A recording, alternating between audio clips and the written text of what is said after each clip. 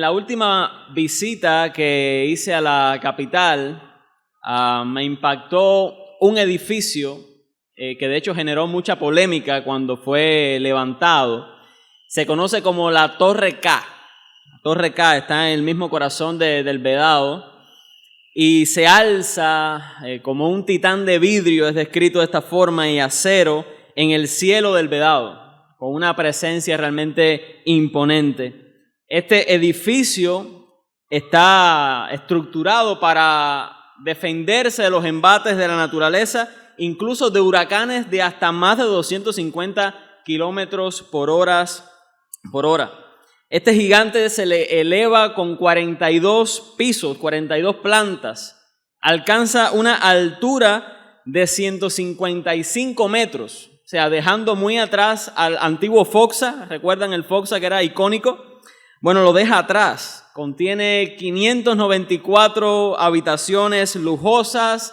Está revestido con una fachada modular, compuesta por más de 4.200 unidades diseñadas para desafiar el clima, y en su estructura pesa miles de toneladas de hormigón y acero. La experiencia de estar en calle 23 y mirar hacia arriba lo elevado de ese edificio es prácticamente te da vértigo. Sencillamente te pierdes en las alturas y te da vértigo mirar a este edificio. Básicamente te tiemblan las rodillas si tú por un momento consideras estar en la cima de este edificio. Sin embargo, Job estuvo en pie ante alguien mucho más grande y mucho más impresionante y mucho más eminente en grandeza que este edificio. Así como uno puede sentirse pequeño al mirar este gran edificio de Torre K, pues el pequeño Job se sintió todavía más pequeño al ver a Dios revelarse a la luz del torbellino, a través del torbellino, en el primer discurso. Esa sensación de pequeñez, de fragilidad que impacta la grandeza de Dios sobre uno, que de hecho que le hace tapar su boca y no responder palabra. Eso es lo que genera la grandeza de Dios al revelarse a Job. Sin embargo, Dios no ha terminado todavía con Job. Por eso hay un segundo discurso. Así que te animo a leer los versículos del 6 al 14 de este capítulo 40 de Job. Dice: respondió Jehová a Job desde el torbellino y dijo: cíñete ahora como varón tus lomos, yo te preguntaré y tú me responderás. ¿Invalidarás tú también mi juicio? ¿Me condenarás a mí para justificarte tú? ¿Tienes tú un brazo como el de Dios y truenas con voz como la suya? Adórnate ahora de majestad y de alteza y vístete de honra y de hermosura. Derrama el ardor de tu ira, mira a todo altivo y abátelo. Mira a todo soberbio y humíllalo, y quebranta a los impíos en su sitio. Encúbrelos a todos en el polvo, encierra sus rostros en la oscuridad, y yo también te confesaré que podrá salvarte tu diestra. Oremos al Señor.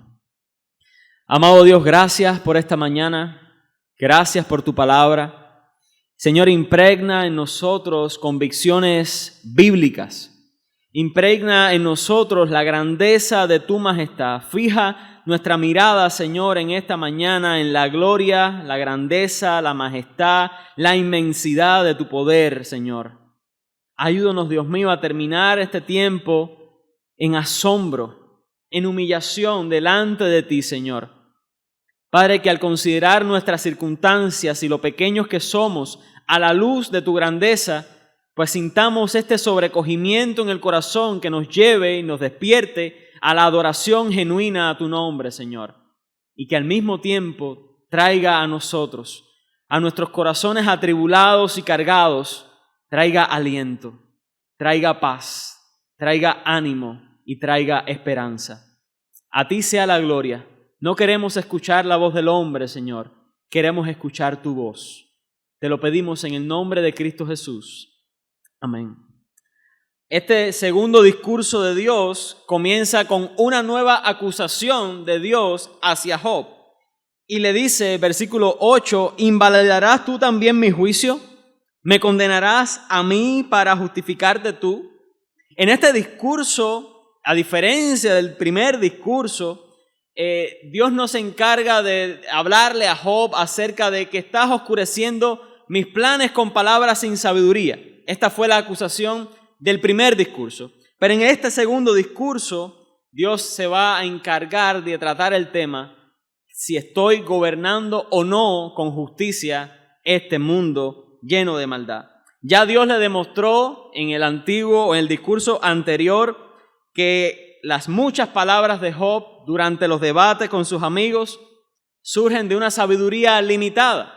Una sabiduría que no es capaz de explicar todo lo que acontece debajo del sol. Sin embargo, ahora Dios lo lleva a comprender no solamente la forma en la que Dios gobierna el mundo y lleva a cabo sus propósitos, no solamente invita a Job a salir de su tienda y contemplar cuán grandes cosas Dios está manejando sin que el mismo Job sea consciente de ello. No solamente lo va a llevar a entender que Dios controla un mundo caótico y que lo está llevando a su fin y a cumplir sus propósitos, sino que ahora Dios le va a encargar o le va a mostrar a Job que realmente Él es un gobernante justo, un gobernante poderoso. Algo curioso a lo largo de los debates es que Job ha acusado a Dios de no tratarlo con justicia. Puesto que Job es inocente, él está recibiendo el pago que no merece. Recuerde que Job tiene la teología de la retribución, ¿verdad? Pero ¿acaso Dios es injusto por traer sufrimiento sobre el inocente?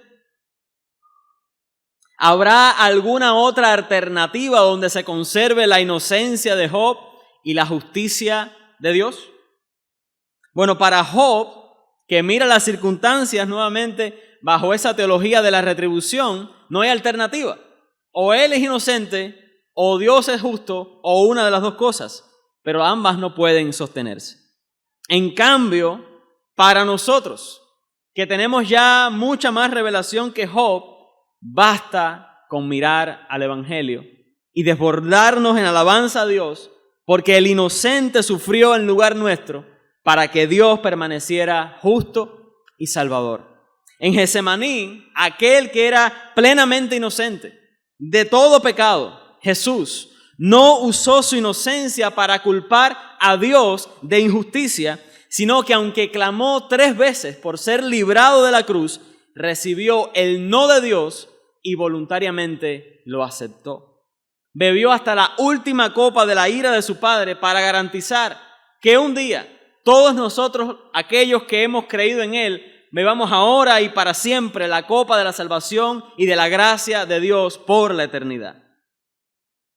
Así que ahora Dios está mostrando, o Dios va a mostrarle a Job un reto más difícil todavía que el de alimentar las cabras y el cuidar de las aves en los cielos.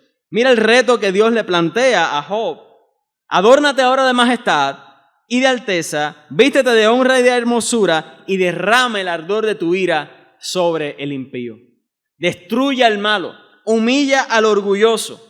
Job, si tú crees que puedes gobernar este mundo mejor que yo, y si tú crees que eres más justo que yo, destruye al malo para siempre.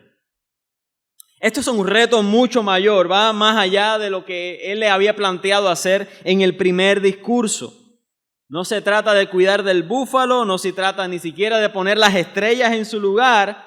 Se trata de si tú eres capaz de manejar y llevar a su final la maldad que hay en este mundo. En el discurso anterior, Dios había hablado de leones, de águilas, que suelen ser usados precisamente como metáforas en otras partes de la Biblia para hablar de los impíos, para hablar de los hombres malvados. Pero aquí todavía lo hace con más claridad. La pregunta es, ¿puedes tú acabar con la impiedad? ¿Puedes tú acabar con la maldad en este mundo? ¿Puede alguno de nosotros hacerlo? Job mismo ha dicho, cuando él recordaba su gloria pasada, en el capítulo 30, capítulo 29, que él quebrantaba los colmillos del hombre perverso. O sea, él usaba su posición, recuerden, para el bien, para castigar al malo, para mantener a raya la impiedad en su comunidad, para velar por el bienestar del pueblo. Pero, hermano, hacer esto a nivel mundial, ponerle fin al mal, obviamente eso es algo que escapa de las fuerzas de Job y de la fuerza de cualquiera de nosotros. Él no tiene un brazo como el de Dios, es lo que Dios le dice en el versículo 9. ¿Tienes tú un brazo como el de Dios? ¿Truena tu voz como la mía? No hay poder en el hombre para acabar con la maldad que hay en el mundo. Así que ahora Dios no le va a hablar del león y no le va a hablar del búfalo, le va a hablar de dos criaturas muy extrañas, el Behemoth y el Leviatán. Si ustedes han visto alguna vez en YouTube videos acerca de estas bestias, no les va a servir de mucho lo que han visto seguramente, porque estos videos, con tal de obtener vistas, pues crean todo tipo de fantasías que van más allá de lo que el texto dice. Así que vamos a comenzar viendo esta mañana a esta criatura llamada Behemoth, en los versículos 15 al 24. Dice el verso 15, he aquí ahora Behemoth, el cual hice como a ti, hierba come como buey, su fuerza está en sus lomos, su cola se mueve como un cedro, sus huesos son fuertes. Es una criatura realmente poderosa.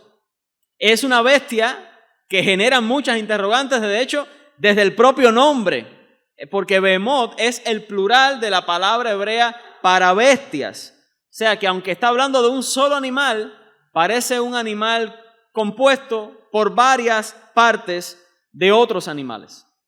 Fíjate que come hierba como buey, y más que referirse a la dieta de este animal, nos habla de un apetito voraz. Recuerda como a veces nosotros le decimos a nuestros hijos, come como un animal, pues el Behemoth come como un animal, literalmente.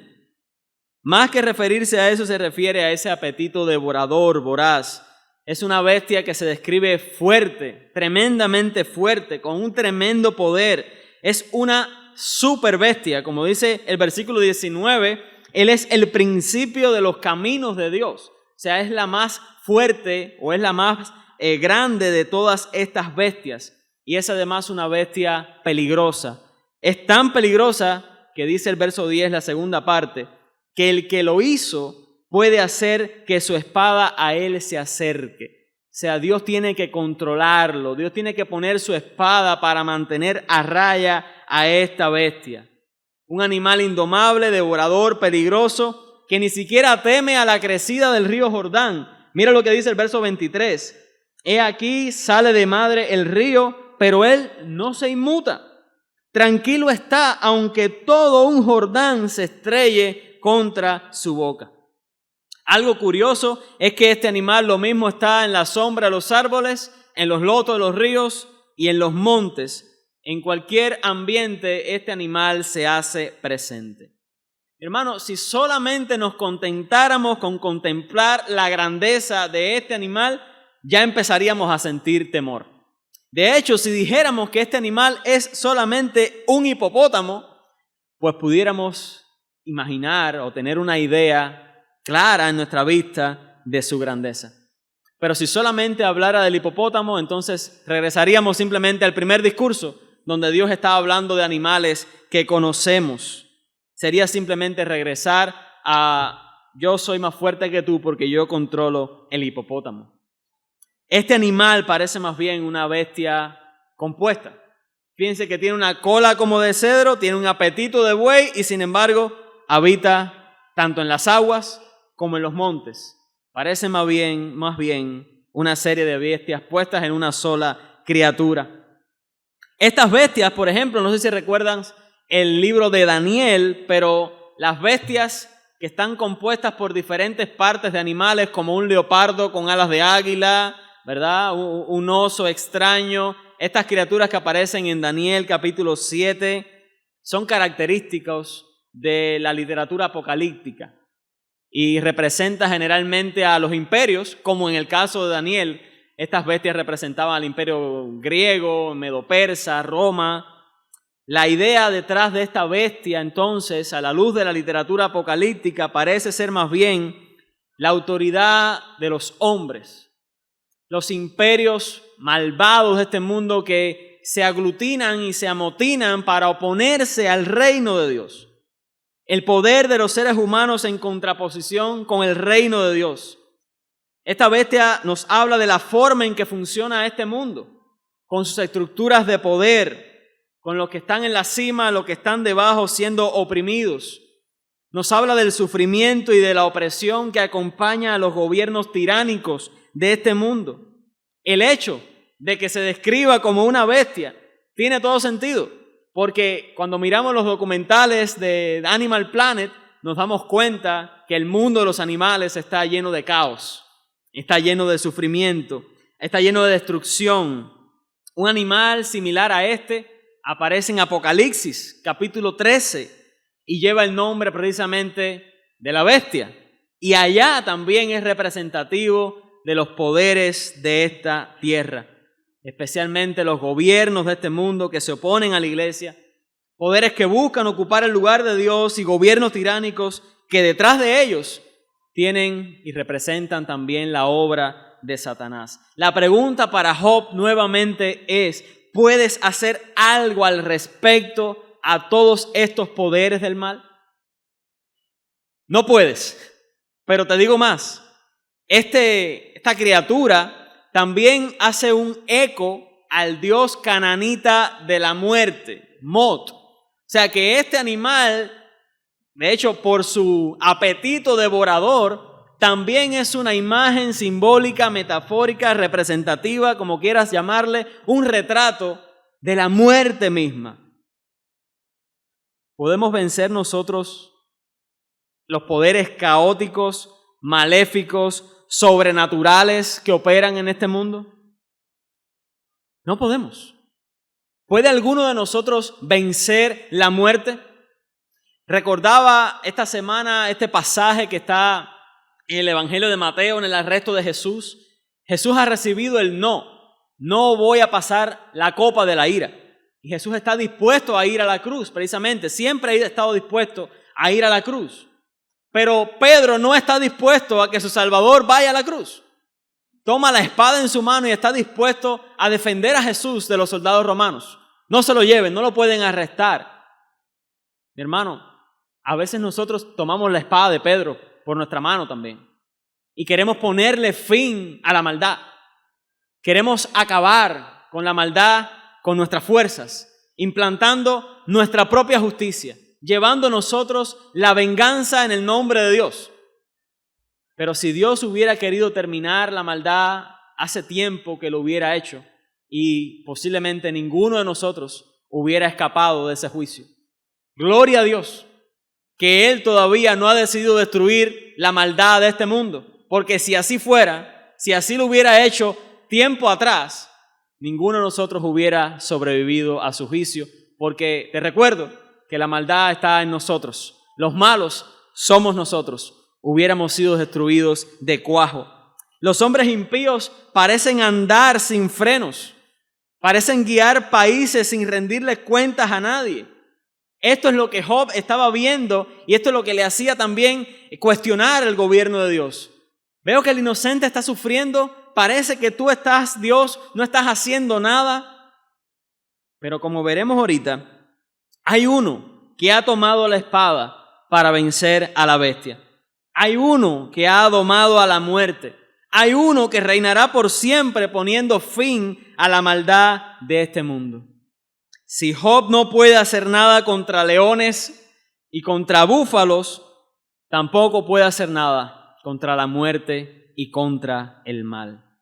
En el Salmo 73 que leíamos al principio, el salmista cuenta cómo se ve tentado a seguir el camino de la impiedad cuando considera que el impío está prosperando, que al impío le va bien, que a los hombres malos no les pasa nada malo. Hermanos, la semana pasada vimos a los soldados romanos. Los vimos ser testigos de lo mismo que fueron testigos las mujeres. pero ellos escogieron cambiar la verdad por mentira a precio de dinero. Eso hacen los poderes de este mundo. Dar recursos, dar fuerzas, crear estructuras para que la mentira de Satanás siga corriendo a lo largo de este mundo. Y luego teníamos a dos mujeres que lo único que tenían era la promesa de un Señor a quien todavía no habían visto, que les había dicho: yo voy a resucitar, yo voy a ser levantado de los muertos. Es tentador, como vemos en el ejemplo de los soldados, ser arrastrado por la maldad que nos rodea. Lo vemos en el ejemplo del salmista. Es tentador, aun si conocemos la verdad, es tentador formar parte de la maldad que hay en este mundo. Todos los días, como lo dice Pablo, todos los días son malos. Todos los días. Hay fuerzas sobrenaturales de maldad que nosotros en este mismo instante estamos ignorando. En este mismo instante, las huestes de Satanás están tratando de nublar tu conciencia, de apartar tus oídos y de endurecer tu corazón para que no recibas la palabra de Dios esta mañana. Y todas esas cosas están pasando mientras nuestros ojos carnales son incapaces de verlo y de hacer algo para detenerlo. La verdad de Dios, y por eso estamos nosotros aquí hoy, la verdad de Dios prevalecerá. Eso es lo que sabemos. Pero si no nos recordamos, hermanos, este glorioso evangelio todos los días, este mundo de maldad nos va a arrastrar hasta la condenación eterna. Si todos los días no tomamos la decisión de seguir a Cristo, nuestra carne nos va a llevar a seguir a Satanás y los designios pecaminosos de este mundo. Es una decisión diaria, no una decisión de una vez en la vida. Y no solamente es una decisión personal, es un ánimo que debo aprovechar, dar a cada hermano que está a mi lado. En la carta a los Hebreos se nos anima, se nos exhorta a animar, a exhortar, a recordar el evangelio a los otros, con tal de que no se deslicen tras la maldad que hay en este mundo. Romanos capítulo 12, versículo 1, sigue siendo la llamada de orden para nosotros hoy, mis hermanos. Os ruego, por las misericordias de Dios, que presentéis vuestros cuerpos en sacrificio vivo, santo, agradable a Dios, que es vuestro culto racional. No os conforméis a este siglo, aunque sea lo más fácil, aunque es lo más sencillo, aunque es lo que el mundo aprueba, aunque es lo que es recompensado debajo del sol. No sigas este siglo. No te amoldes, no te conformes a este mundo, sino sé transformado por medio de la renovación de tu entendimiento para que compruebes cuál sea la buena voluntad de Dios, agradable y perfecta. Esta bestia Behemoth, tan compleja como lo que representa todos estos poderes caóticos del mal, la muerte misma, no es la única que Dios presenta o expone ante Job. Por eso tenemos el capítulo 41. Todo este capítulo 41 nos habla acerca del Leviatán, una criatura extraña, pero también poderosa. Mientras el Behemoth se describe como un animal terrestre, ahora el Leviatán es una criatura marina a la que, no sé si toma por sorpresa, pero a la que Job tampoco puede domar. Fíjate lo que dice el versículo 1 y 2.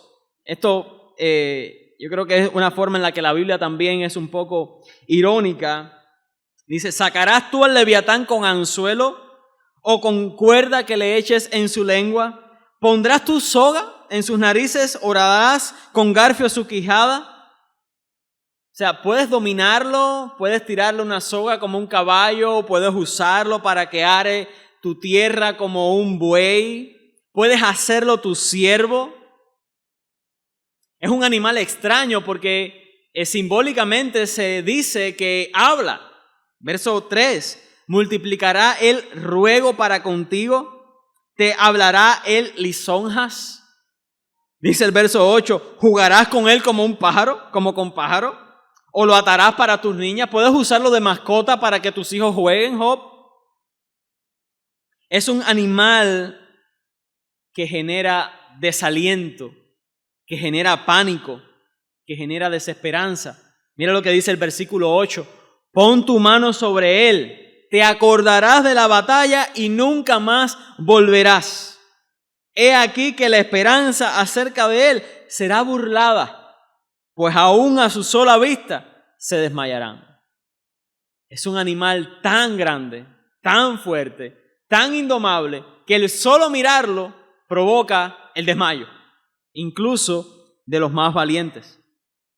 Dice en el verso 14 que sus dientes provocan espanto. ¿Quién abrirá las puertas de su rostro? Las hileras de sus dientes espantan.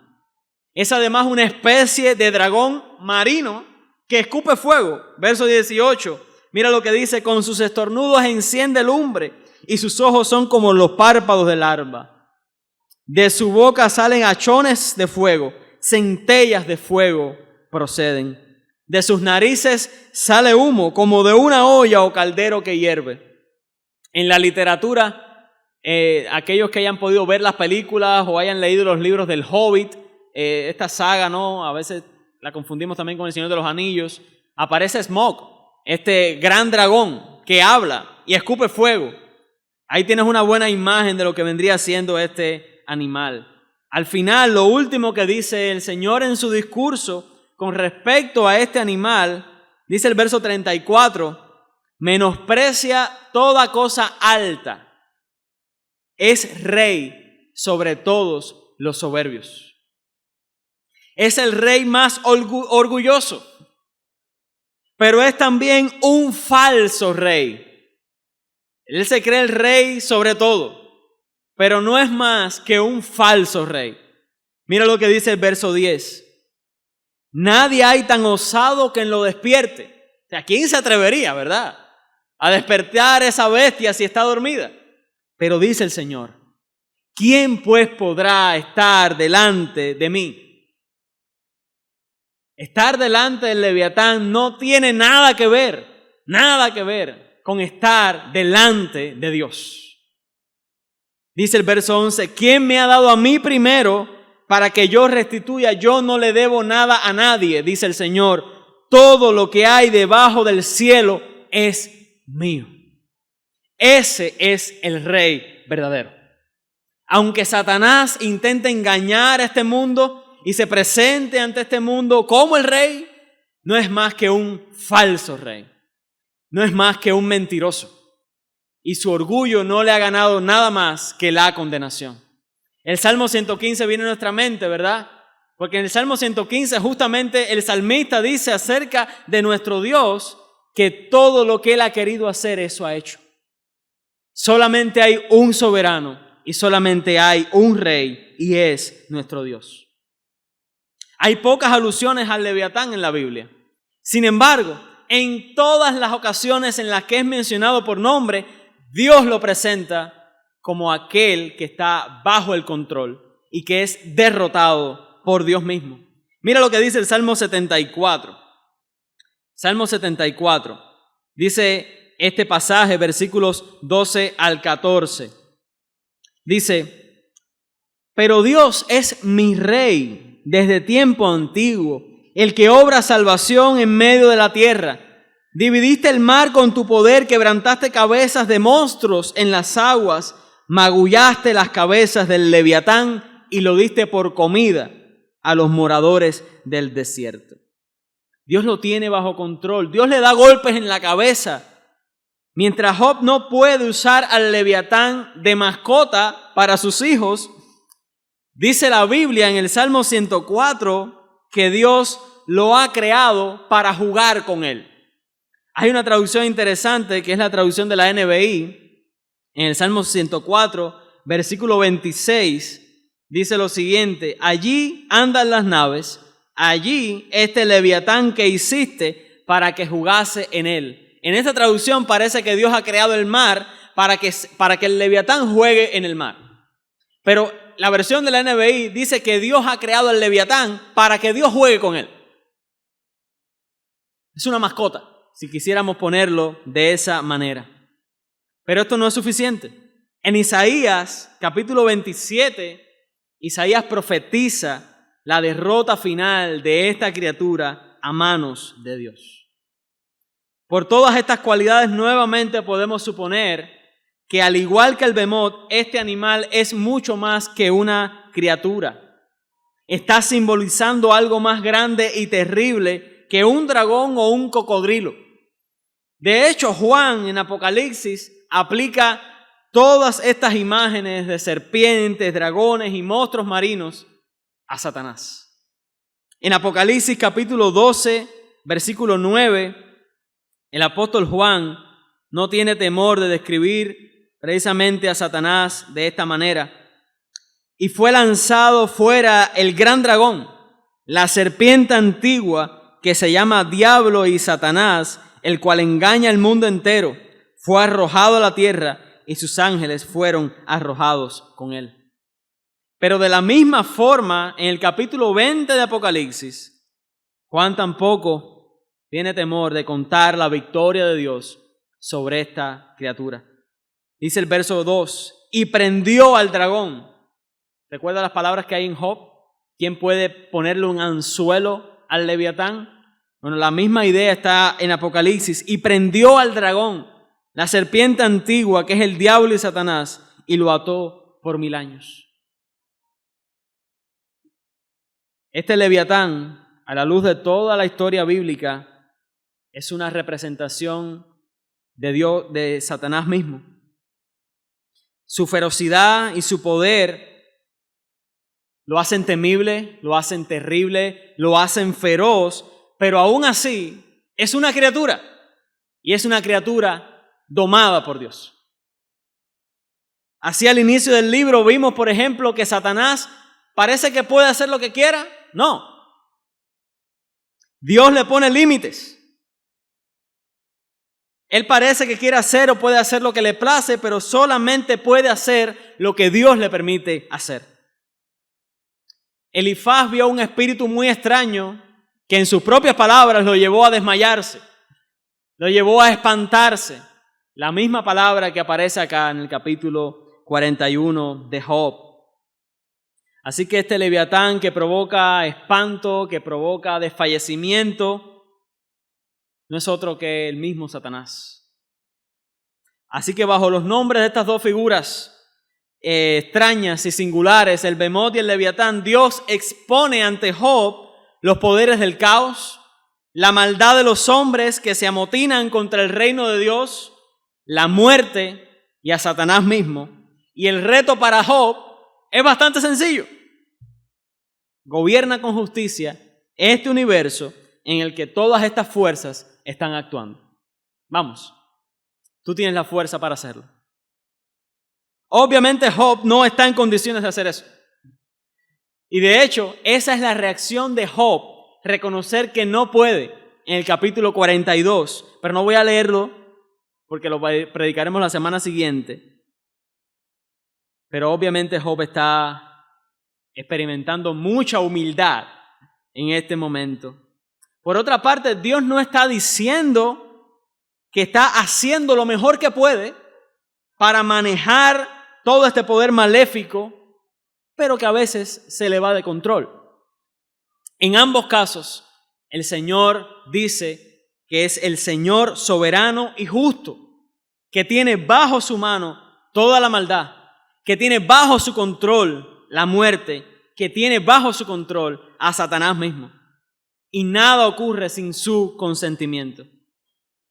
Había un pastor, William Henry, que él dijo lo siguiente: Satanás, con todo su odio hacia Dios y su rencor hacia su pueblo, no puede emanciparse de su control soberano que lo ata al servicio de Dios.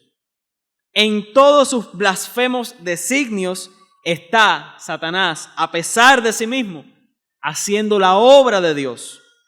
En sus esfuerzos rebeldes por destronar al Altísimo, en realidad le está rindiendo homenaje sumiso.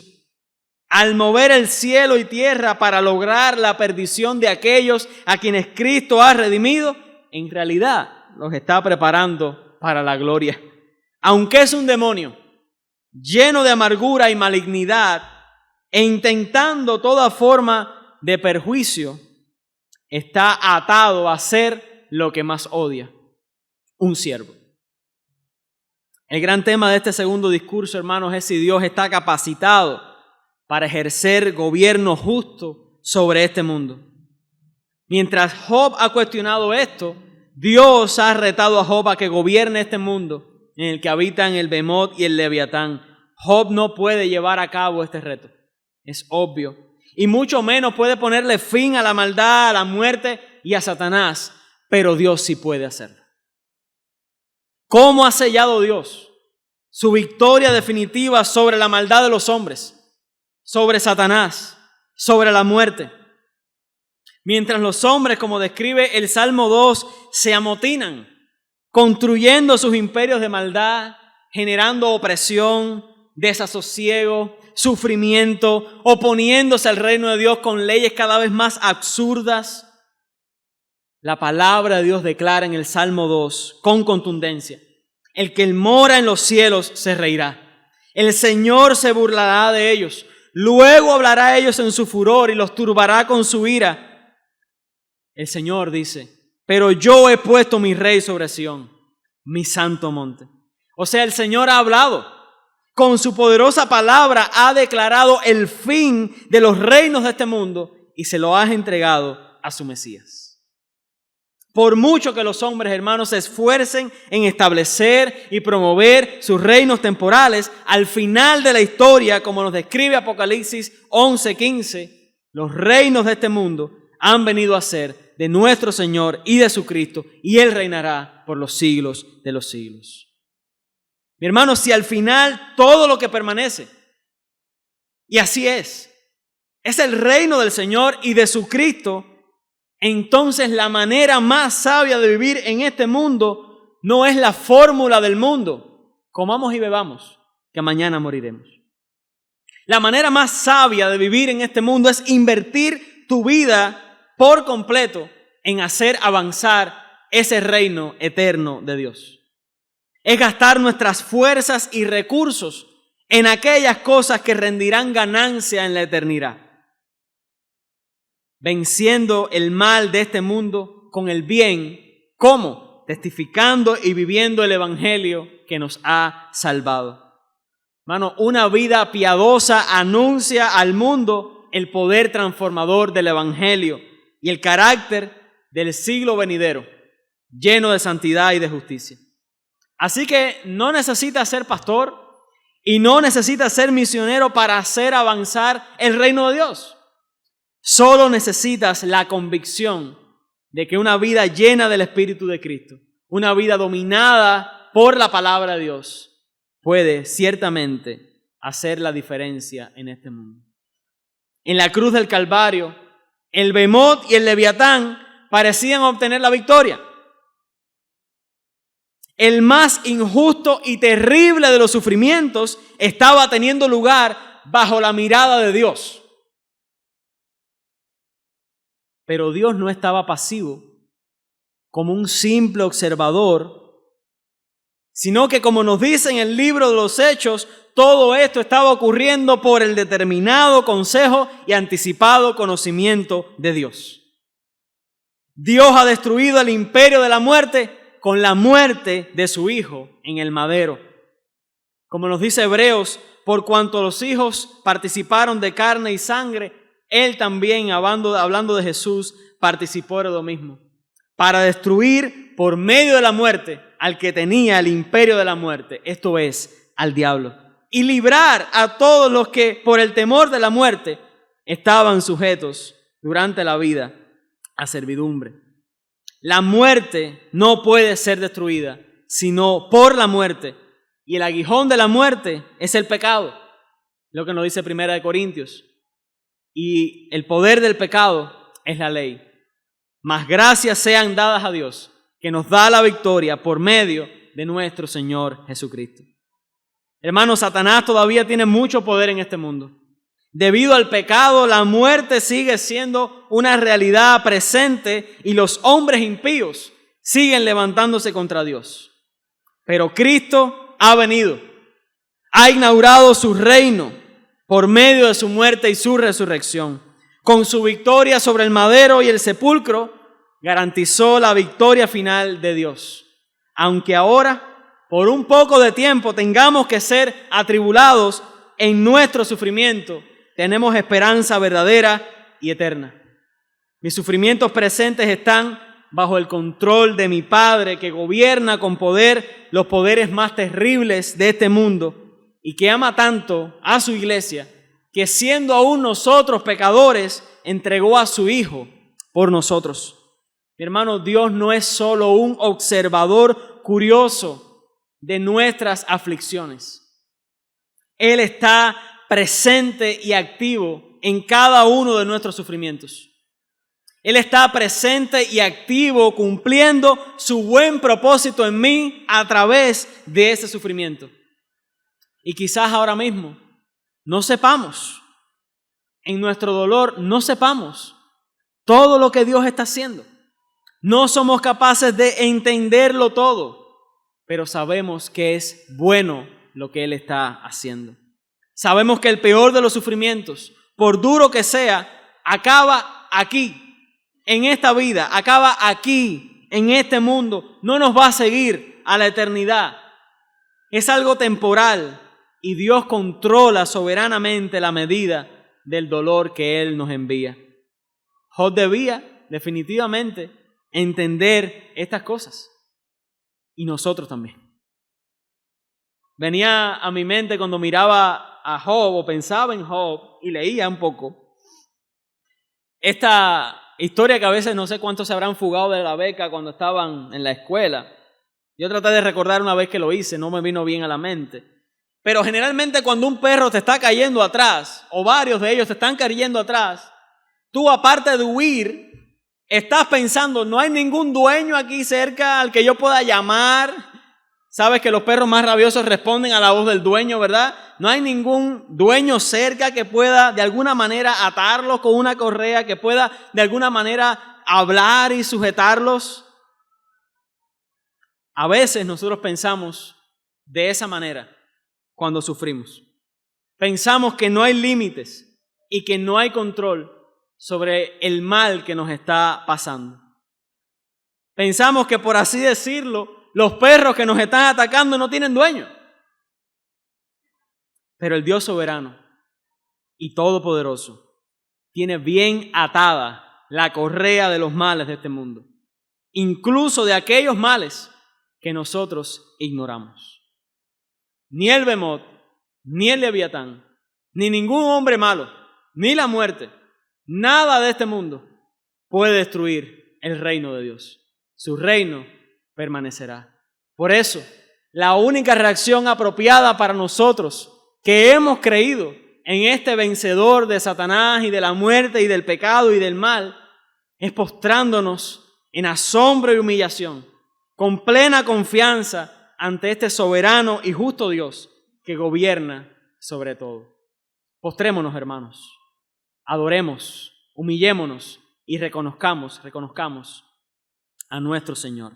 Dios amado, gracias por tu palabra. Tú venciste donde todos nosotros habíamos sido derrotados. Tú venciste los enemigos que ninguno de nosotros era capaz de vencer. Tú destruiste con tu muerte a la muerte, al pecado, a Satanás mismo.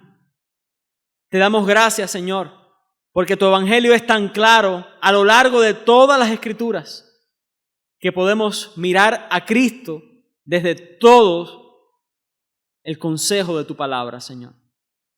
Te damos gracias porque ahora estamos de este lado de la cruz y tenemos todo este entendimiento con mayor claridad. Ayúdanos, Señor, a desbordarnos ante ti en humildad, en adoración, en alabanza. Porque donde nosotros estábamos condenados, tú entraste, Señor, y venciste para darnos vida y para darnos esperanza eterna. A ti sea la gloria, Señor. A ti sea toda la alabanza. ¿Quién como tú, vencedor de Satanás, quien ha atado al Bemot, quien ha atado al Leviatán, y quien ha liberado a su pueblo. A ti sea toda la gloria, Señor, en el nombre de Cristo Jesús. Amén.